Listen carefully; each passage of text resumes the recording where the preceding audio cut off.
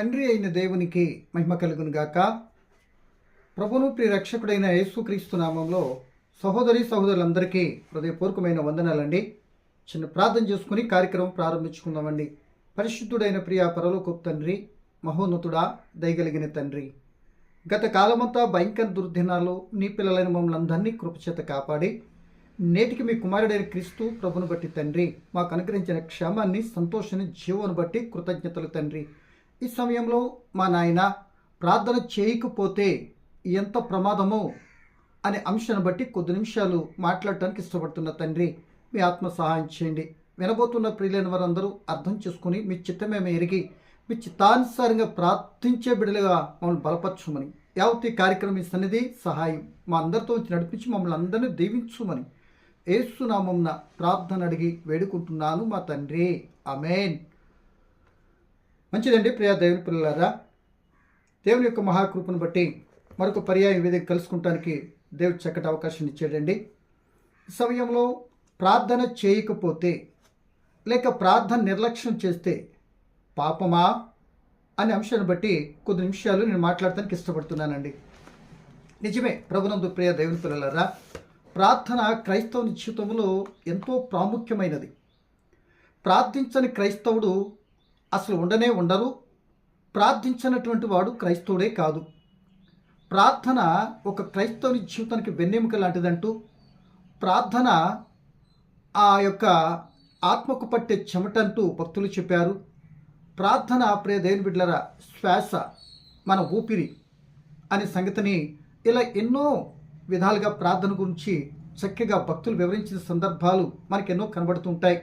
కానీ సమయంలో నేను చెప్పేటట్టు మాట, ప్రార్థన చేయకపోతే లేకపోతే ప్రార్థనను నిర్లక్ష్యం చేస్తే పాపమా అనే అంశాన్ని బట్టి కొద్ది నిమిషాలు మనం మాట్లాడుకుంటూ ప్రయత్నించేద్దాం. ఏదో తప్పు చేస్తేనో, శరీరక్రియలు చేస్తేనో, దొంగతనం చేస్తేనో పాపము అనుకుంటూ మనం ఉంటూ ఉంటాం. కరెక్టే, మీరు అన్నట్టుగా అది పాపమే. కానీ ఇక్కడ మాత్రము ప్రార్థన చేయకపోతే నిర్లక్ష్యం చేసిన పాపమే అనే అంశాన్ని క్లుప్తంగా నేను వివరించడానికి ఇష్టపడుతున్నానండి. ప్రియమైన దేవుని పిల్లలారా, ప్రార్థన మీరు గమనించినట్లయితే ప్రతి ఒక్కరూ చేయొచ్చు, ప్రతి క్రైస్తవుడు చేయొచ్చు. ప్రార్థన చేయటానికి ఒక టైం అంటూ మనం కేటాయించిన ఏ సమయంలోనే ప్రార్థన చేయొచ్చు. ప్రార్థన చేయటానికి ఒకరి అనుమతి తీసుకోవటమో, ఒకరి సలహాలు తీసుకోవటమో అవసరంలే. ఎవరైనా ఎప్పుడైనా ఆపదను బట్టి, కష్టాన్ని బట్టి, శోధన బట్టి, ఏ స్థలంలో ఉండైనా, ఏ టైంలోనైనా మనం ఏం చేయొచ్చు అంటే ప్రార్థన చేయొచ్చు. మొట్టమొదటి విషయం గమనించుకోవాలి. సో ప్రార్థన ఆయన చిత్తానుసారం మనం ఏది అడిగినా ఇస్తాను అని దేవుడు వాగ్దానం చేశాడు. ఏమండి, ఆయన చిత్తానుసారంగా మనం అడగాలి. అడిగితే తప్పనిసరిగా దేవుడు మనకు అనుగ్రహిస్తాడు. అంత మాత్రమే కాదు, యేసు ప్రభువు గారు చెప్పిన మాట ఏంటంటే, అడుగుడే మీకు ఇవ్వబడుతుంది, మీరు అడగండి అని చెప్పిన యేసు ప్రభువుల వారు కూడా ఎలా అడగాలో, ఏం అడగాలో కూడా ప్రార్థన నేర్పించినట్లు కూడా మనకు కనబడుతుంది. కానీ ఈ సమయంలో నేను చెప్పే మాట ఏంటంటే, ప్రార్థన చేయకపోతే లేదా ప్రార్థన నిర్లక్ష్యం చేస్తే అది పాపమా అనే అంశాన్ని బట్టి కొద్ది నిమిషాలు మనం మాట్లాడుకుంటానికైతే ప్రయత్నించేదామండి. ప్రియమైన దేవుని పిల్లలారా, చాలా పర్యాలు క్రైస్తవులు ఏదైనా పనులకి వెళ్ళినప్పుడు, ఏదైనా ఉద్యోగరీత్యా ఎక్కడికి వెళ్ళినప్పుడు, ప్రయాణం చేసినప్పుడు అలసిపోయి ఎక్కువ శాతం ప్రార్థనకే మనం త్రిలోదకాలు ఇస్తాం. భక్తులైనటువంటి వారు అనేక మంది 3 పూటలు ప్రార్థించిన వారు ఉన్నారండి. ఉదయకాలము, సాయంకాలం, మధ్యాహ్నం, ఉదయకాలంలో కూడా ప్రార్థించినటువంటి పిల్లలు అనేక మంది ఉన్నారు. కీర్తన గ్రంథం 55:17 చూస్తే ఆ 3 పూటలు ప్రార్థించినట్లుగా మనకు కనబడుతుంది. 7 సార్లు ప్రార్థించినట్లుగా కనబడుతుంది. దానియేలు గారు కూడా చక్కగా ప్రమాదము ముందు ఉన్నా సరే, ప్రాణాపాయము ఉన్నా సరే ఆయన ప్రార్థించినట్లుగా మనకు కనబడుతుంది. కనుక నేను చెప్పే ఒక మాట, ప్రియమైన దేవుని పిల్లలారా, ప్రార్థన మనము తప్పనిసరిగా నిర్లక్ష్యం చేసినట్లయితే, ప్రార్థనను లేకపోతే ప్రార్థించకపోయినట్లయితే మనకు అది ప్రమాదం, అది పాపముగా పరిణమిస్తుంది. అప్పుడు మనిషి చచ్చిపోతాడు. ఎందుకు మాట చెప్తున్నానంటే, భక్తులైనటువంటి వారు అనేక మంది ప్రార్థించారు. వారు ఆపద కాలంలో, వారు తప్పిదము చేసినప్పుడు, వారు సంతోషం కలిగినప్పుడు, లేక వారి జీవితంలో ఏదైనా కావాల్సి వచ్చినప్పుడు ప్రమాదం తప్పించబడటానికి ఎన్నో విధాలుగా ప్రార్థించినటువంటి భక్తులు జీవితాలు బైబిల్లో మనకు ప్రస్ఫుటంగా మనకు కనబడతాయండి. ఉదాహరణ, యోనా గారు అవిధేయుడైనప్పుడు సముద్రపు చేప కడుపులో నుండి సముద్ర గర్భంలోకి వెళ్ళినప్పుడు ఆ సందర్భంలో కూడా మరి రక్షణ కొరకు ప్రార్థించినట్లు కనబడుతుంది. పౌలు శీలలు కానీ మీరు గమనించుకున్నట్లయితే వారు తప్పిదము చేయకపోయిన దేవుని సువార్తను ప్రకటించినందుకు గాను వారు ఆ చెరసాలలో వేయబడినప్పుడు ప్రార్థించారు, చక్కగా స్తుతిగీతాలు పాడారు. చెరసాల పునాదులు అదిరి ఊడిపోయి బంధకాలన్నీ తెగిపోయినట్టు విడుదల పొందినట్లుగా మనకు కనబడుతుంది. సో ప్రార్థన ఆపద వస్తుంది అనుకున్నప్పుడు తప్పించబడటానికి ప్రార్థన చేశారు. ఆపదలోకి వెళ్ళిపోయిన తర్వాత కూడా ఆపదను అనుభవిస్తూ ఆపదను తప్పించు అని ఎంతోమంది ప్రార్థన చేశారు. అంటే ప్రియమైన దేవుని పిల్లలారా, మనకి పెద్ద పెద్ద మరి హైడ్రోజన్ బాంబుల కంటే పెద్ద పెద్ద సాధనాల కంటే ఒక శ్రేష్టమైనది ఏదైనా ఆయుధం ఉన్నది, మనకి సమస్తం సాధ్యపరచగల ఆయుధం ఏదైనా ఉంది క్రైస్తవుడికి అని అంటే ఆ ఆయుధం పేరే ప్రార్థన. ఈ ప్రార్థనను ఆయుధాన్ని మనం ఉపయోగించే తీరు తెలియాలి. ఆయన చిత్తానుసారంగా మనం అడగాలి. ఆయన ఇస్తానన్నవేంటో కూడా గమనించుకొని స్పష్టంగా మనం అడగాలి అనే సంగతిని ప్రతి క్రైస్తవునికి తెలుసు. మనం ఏం చేస్తామో తెలుసా? చాలా పర్యాలు అడగటం మనిషి మనం చదువుతాం కదండి. మత్తసువార్త 7:7 అడగండి అని చెప్తే మరొకరి ద్వారా అడిగించడానికి ఇష్టపడుతుంటాం. తప్పు అని చెప్పట్లే, నువ్వు అడగాలి. నీకు ఏది కావాలో నీకు స్పష్టంగా నీకు తెలుసు. లోటేంటో, అది లేపోటు కానీ అంత బాధ ఏంటో, అంత కష్టం ఏంటో, ఆ నలతేంటో కలతేంటో, ఆ యొక్క హృదయంలో ఉన్న వేదన ఏంటో మీరు చెప్పితే కరెక్ట్గా అర్థమవుతుంది. అదే వేరొకరి ద్వారా చెప్పించారనుకోండి, మీరు చెప్పొచ్చు కదా అన్నట్లుగా అనేక రకాల ఆఫీసుల్లో మనం ఎన్నిసార్లు మనం చూడట్లే. లేకపోతే డాక్టర్ దగ్గరికి వెళ్ళినప్పుడు నీ బాధ ఏదో నువ్వు చెప్పమ్మా, మీరు ఆగండి అని పేషెంట్ని అడుగుతారు. ఎందుకని? వాళ్ళు చెప్పితేనే కరెక్ట్గా చెప్తారు. అది లోకానుసారంగా ఓకే, కానీ దైవ సన్నిధిలో కూడా మనము చేయాలి ప్రార్థన. మనకు సహకరించేటటువంటి వారితో కూడా ప్రార్థన చేయించుకోవాలి. అందుకే ఒకరి కొరకు ఒకరు ప్రార్థన చేయాలి అంటాడు. కనుక ఈ సమయంలో ప్రియ దేవుని పిల్లలారా, అనేక మంది భక్తులు ప్రార్థించారు. అడగండి అని అన్నాడు కనుక అడగకపోవటం పాపమా కాదా? నువ్వు ఎవరితో అడిగించటం తప్పు కాదు, కానీ నువ్వు అడగాలి కదా. అందుకే ప్రియ దేవుని పిల్లలారా, ఒక భక్తుడు అంటున్న మాట ఏంటో తెలుసా? సమూయేలు గారు చెప్తున్న మాట ఏంటో తెలుసా? నేను ఇశ్రాయేలు కొరకు నేను ప్రార్థించకపోతే నేను పాపం చేసిన వాడిని అవుతున్నాను అంటున్నాడు. మాట అర్థమైంది అనుకుంటా. ఆ మాట చదువుతాను చూడండి. ఈ మాట మీదే కొద్ది మాటలు చెప్పడానికి ఇంత వివరణ ఇచ్చానండి. మొదటి సమూయేలు పుస్తకము 12వ అధ్యాయము 23వ వచనాన్ని నేను చదువుతున్నానండి. ఏమని? మొదటి సమూయేలు 12:23 అండి. నా మట్టుకు నేను మీ నిమిత్తం ప్రార్థన చేయుట మానుట వలన యెహోవాకు విరోధంగా పాపం చేసిన వాడు నగుదును, అది నాకు దూరమగును గాక అని శ్రేష్టమైన చక్కని మార్గమును మీకు బోధింతును అంటున్నాడు. అంటే తన ప్రజల కొరకు ప్రార్థన చేయకపోతే నేను పాపం చేసినటువంటి వాడును. దొంగతనం చేస్తాను ముందే చెప్పాను, మరొకటి చేస్తున్నానని కాదు. పాపము అంటే ప్రార్థన చేయకపోవటం కూడా పాపమే. ఈ రోజున సోదరుడా సహోదరి, చాలా పర్యాలు ప్రార్థన నిర్లక్ష్యం చేస్తున్నావు కదా నీ జీవితంలో. చాలా పర్యాలు ప్రార్థన చేయకుండానే ఎక్కడికెక్కడికో వెళ్ళి చలిసిపోయి మరి తింటమైతే మర్చిపోం కానీ, ఆ 3 పూటలు తింటూ మర్చిపోం కానీ, తింటూ తప్పు అని చెప్పట్లే, అది మర్చిపోం కానీ తాగటము, తింటము, ధరించటము వీటి గురించి పెద్దగా ఆలోచించొద్దు అని యేసుప్రభువు చెప్తే వాటి గురించి మనం ఎక్కువ ఆలోచించి వాటి మీదే ధ్యాస పెడతాం. భూ సంబంధం మీద ఏది కాదంటున్నాడో దేవుడు అది చేయడానికి ఇష్టపడుతున్నాడు మనిషి రోజు. అందుకే లేనిపోని కష్టాలు కొని తెచ్చుకుంటున్నాడు. అందుకే తన జీవితం మీద నష్టాన్ని అనుభవించే స్థితిలోకి వెళ్ళిపోతున్నాడు అంటూ సందేహం లేదు. ఇక్కడ చెప్పుకుంటున్న మాటను బట్టి మీరు గమనిస్తే ప్రార్థన చేయకపోతే అంటే ప్రార్థన చేయకుండా ఉండేటటువంటి వారు ఉన్నారనే కదా. ఎన్ని పర్యాలు నీ జీవితంలో ప్రార్థన చేయకుండా ఉన్నావు?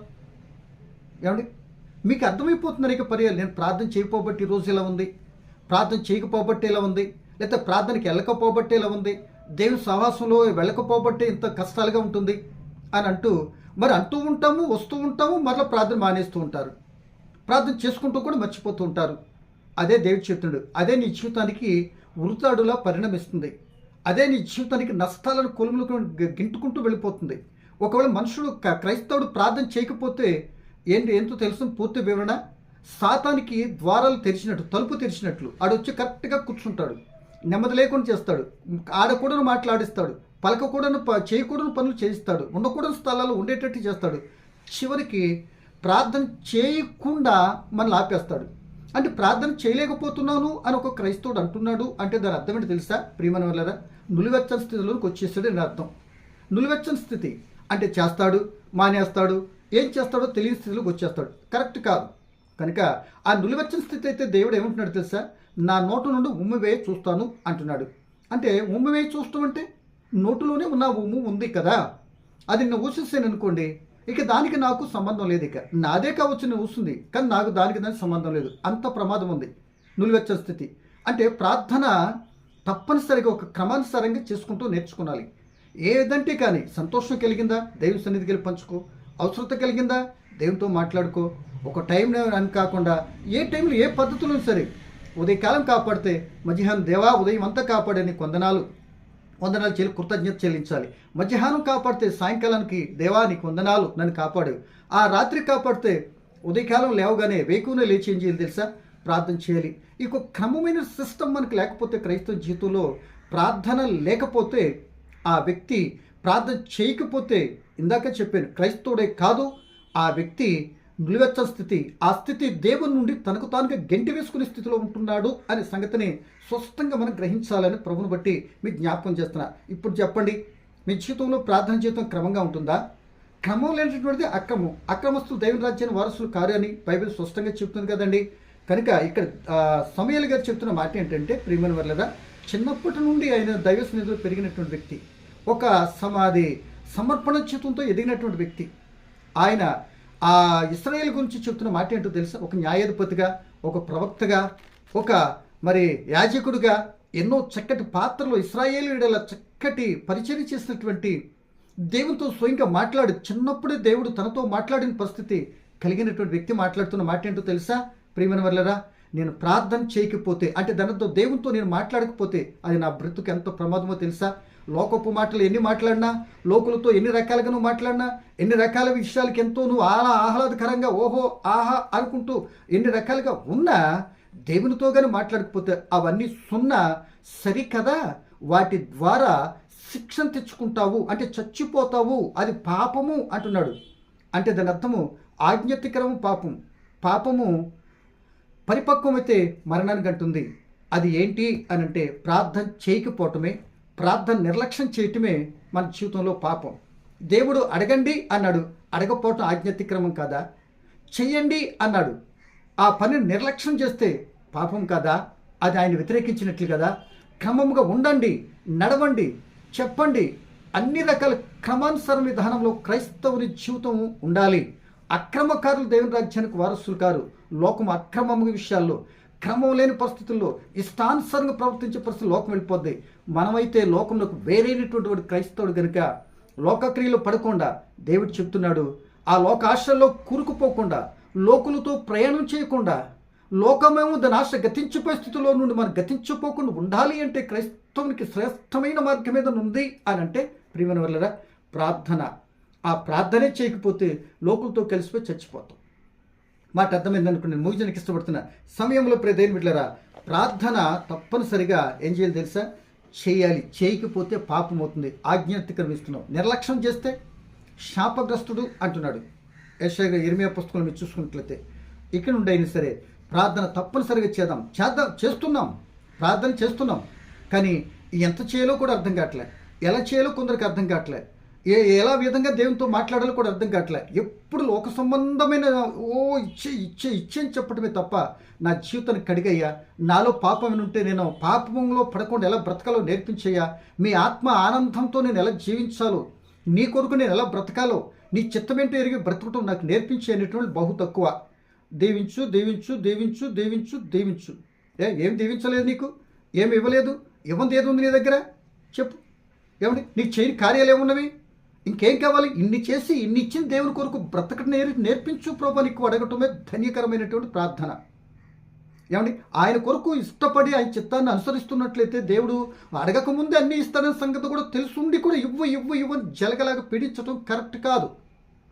ఆయన కొరకు బ్రతకటం నేర్చుకున్న ముందు తప్పనిసరిగా అన్ని ఈవులు ఇస్తాడు. అడగకముందు ఇచ్చేసాడు ఆ ఆదాములకి. కనుక ప్రార్థన చేయకపోవటం పాపము అని సమూయేలు గారు తన జీవితంలో ప్రస్ఫుటంగా చెప్తున్నాడు. మరి ఈ రోజున మనం ఎక్కడ ఉన్నా గుర్తుపెట్టుకుందాం, ప్రార్థన మన జీవితానికి తోడు ఉంటుందండి.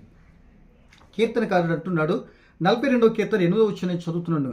అయినను పగటి వేళ యెహోవా తన కృప కలుగును ఆజ్ఞాపించును, రాత్రివేళ ఆయన గూర్చిన కీర్తనయు నా జీవదాత అయిన దేవుని గూర్చిన ప్రార్థనయు నాకు తోడుగా ఉండును. అవును, నువ్వు ప్రార్థించి ఉదయకాల సమయంలో ప్రార్థించి ప్రయాణం చేస్తే ఆ ప్రార్థన మరలా తిరిగి వచ్చేంత వరకు తోడు ఉంటుంది. ఆ తోడు ఉన్నటువంటి ప్రార్థన తోడు ఉండి నేను క్షమంగా తెచ్చింది కనుక ఇంటికి వచ్చాక దేవా నేను అడిగినటువంటి రీతిగా నన్ను కాపాడి క్షమ గృహానికి తెచ్చారు, కృతజ్ఞతలు అని ప్రార్థన చేయాలి. వెళ్ళేటప్పుడు ఏదో అడుక్కుంటూ మనం వెళ్తూ ఉంటాం, మళ్ళీ తిరిగి వచ్చిన తర్వాత ప్రార్థన మర్చిపోతూ ఉంటాం. అంటే ఒకటి చేతి ఒకటి చేయనటువంటి వారిగా నిస్సాయ స్థితిలో దిగజారిపోతున్నాం. అదే వద్దంటున్నాడు.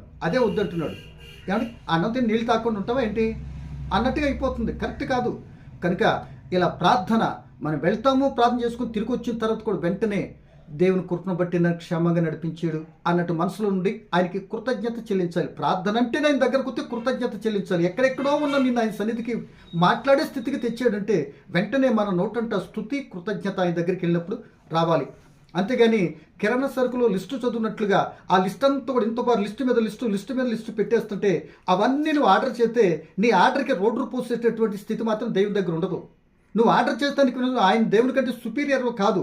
ఆయన చిత్తానుసారంగా తల ఉంచి వినయ విధేయతలతో ఏది కావాలో బ్రతుమలాడుకోనాలి. ఆ బ్రతుమలాడుకోవటమే కుదరకపోతే అడగటమే మానేస్తే మరి నీ జీవితంలో నువ్వు నష్టాన్ని కొని తెచ్చుకుంటున్నావు. ఎవరెవరో చేస్తారనుకొని ఎందుకు ఇదవుతావు? ముందు నువ్వు చెయ్యి, సహకారం కోరుకు. నువ్వు తిను, ఇది కలిగితే ఇతర నీకేదో కొద్దుగా ఉంటే ఇతరుల దగ్గర అడిగి తిను, తప్పు లేదు. కనుక ప్రార్థన తోడు ఉంటుంది. కానీ లోకంలో భర్త, భార్య, పిల్లలు, తల్లిదండ్రులు, మరొకరు స్నేహితులు కొద్ది కాలం తోడు ఉంటారు. ఆ తోడులు పెట్టిన బంధుత్వాలు పెట్టినాడు దేవుడు. ఆ తోడు ఎప్పుడు ఎక్కడ ఎలా తెగిపోద్దో తెలియదు. లోకంలో ఏ తోడు శాశ్వతమైనటువంటి తోడు ఏది లేదు భూలోకంలో. కానీ ఇక్కడ చెప్తున్న మాట ప్రార్థన తోడుంటుంది. ఆ ప్రార్థన వినేటటువంటి నీకు తోడుంటాడు.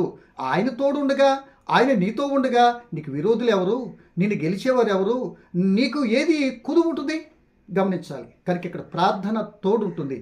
ఏ బంధుత్వ తోడైనా తెగిపోతాయి, ప్రార్థన తోడు తెగిపోదు. ఈ ప్రార్థన అంత శాశ్వతమైనటువంటిది కనుక ఆ బంధుత్వంతో కూడినటువంటి ఆ ప్రార్థన ఎట్టి పరిస్థితుల్లో చేయటం మానుకొనొద్దు. అంటే ఇక్కడ ప్రార్థన అంటే చేయకపోతే అంటున్నాడు, చేయకూడని స్థితిలో, చేయలేని స్థితిలోనికి దుష్టుని నడిపిస్తాడు. నీ బలహీనతను బట్టి, అవరోధన బట్టి, ఒక సమస్యను బట్టి, ఒక గొడవను బట్టి, ఏదో ఒక నెమ్మది సంఘటన జీవితంలో కలిగితే మొట్టమొదటి క్రైస్తవుడు దుష్టుడు ప్రేరేపించి ఏం చేస్తాడు? ప్రార్థన చేయనీయకుండా ఆపేస్తాడు. మనుషుల వైపు, పరిస్థితుల వైపు, రకరకాల వైపు పరుగులు తీసి చతికిలబడిపోయిన తర్వాత, ఉన్నదంతా ఓడగొట్టుకున్న తర్వాత అప్పుడు ఏడుస్తాడు. అప్పుడు దాకా వెళ్ళకండి, ముందుగానే చూడండి. ఏదొచ్చినా, ఆనందం వచ్చినా, కొద్ది కష్టమో శ్రమ ఏదైనా వచ్చినా ఆలోచించి ప్రార్థన చేయండి. ప్రార్థన చేయకపోతే కష్టాలను తప్పించబడు. అదే నీ జీవితానికి నష్టం, అదే నీ జీవితానికి పాపం. ఆ విధంగా చేయకపోవటం కారణంగా ఆజ్ఞ అతిక్రమించుట కారణంగా ఆధ్యాత్మిక చస్తావు. చచ్చేవంటే ఇంకెవరు ఎలా? చచ్చేవాడు ప్రార్థన ఇంకెలా ఏం చేయగలుగుతావు? అలా కాకుండా నువ్వు చేసుకుంటూ నీ తోటి సహోదరులతో ప్రార్థన జీవితం కలుగుంటూ ముందుకు నడిపించడానికి చేతనంత వరకు నువ్వు చెయ్యి, ఇతరుల కొరకు చెయ్యి, ఇతరులతో చేయించుకో. తప్పనిసరిగా దేవుడు వింటాడు. అది కూడా ఆయన చిత్తానుసారంగా ఎవరైతే ప్రార్థన చేస్తారో వింటాడు. అడగమన్న దేవుడు కొన్ని కండిషన్స్ పెట్టాడు. ఆ కండిషన్ ప్రకారం చేయకపోతే దేని బిడ్డ ఏమీ పొందుకోలేదు. ప్రార్థన చేయనటువంటి వాడు నీరు లేని తోట. ఆ తోటలో మొక్కలు ఫలించు, కాయలు కాయవు. ఎందుకు అంటే నీరు లేదు. నీరు దేవుని వాక్యం, దేవుని సహవాసం, దేవునితో మాట్లాడే తత్వం లేకపోతే నీకు నువ్వుగా, నీకుగా, నీదిగా నష్టాన్ని కొని తెచ్చుకొని పాపంలోనికి వెళ్ళిపోయి మరణించే స్థితిలో తెచ్చుకున్న సంగతి నేటికైనా గమనించు. నువ్వు ప్రార్థన చెయ్యి, ప్రార్థన తోడుంటుంది. నువ్వు ప్రార్థన చెయ్యి, నీ కుటుంబ బిడ్డలకు తోడుంటుంది. నువ్వు ప్రార్థన చెయ్యి, తప్పనిసరిగా బిడ్డలను నువ్వు ఆ ప్రార్థన వారికి తోడు, నీ కుటుంబం కావచ్చు, మరొకటి కావచ్చు, తోడుంటుంది. మర్చిపోకు. అందుకే పాస్టర్స్, దైవజనులు మీరందరి కొరకు ప్రార్థన చేస్తారు. ఆ ప్రార్థన మీకు తోడుండి కాపాడుతుంది. ఆ ప్రార్థన మేము నిర్లక్ష్యం చేయము. ఇదిగో చెప్తున్నాడు కదా, అట్లా నిర్లక్ష్యం చేస్తే ముందు మేము శిక్ష పొందుకుంటామంటున్నట్టుగా వాక్యం సెలవిస్తుంది. అదే సమూయేలు గారు, నేను మీ కొరకు ప్రార్థన చేయకపోతే నేను పాపం చేసినటువంటి వాడిని, కనుక నేను మీ కొరకు చేస్తున్నాను, మీరు మీ కొరకు చేసుకోండి అని యేసుప్రభుల వారు మీ కొరకు చేసుకున్నాడు. ఆయన కొరకు చేశాడు ప్రార్థన, అనేకుల కొరకు కూడా ఆయన చేశాడు ప్రార్థించాడు. కనుక ఈ సమయంలో ప్రార్థన చేయకపోతే పాపంలో పరిణమిస్తుంది. కనుక ప్రార్థన చేయకుండా ఉండలేదు ఎవరు కూడా.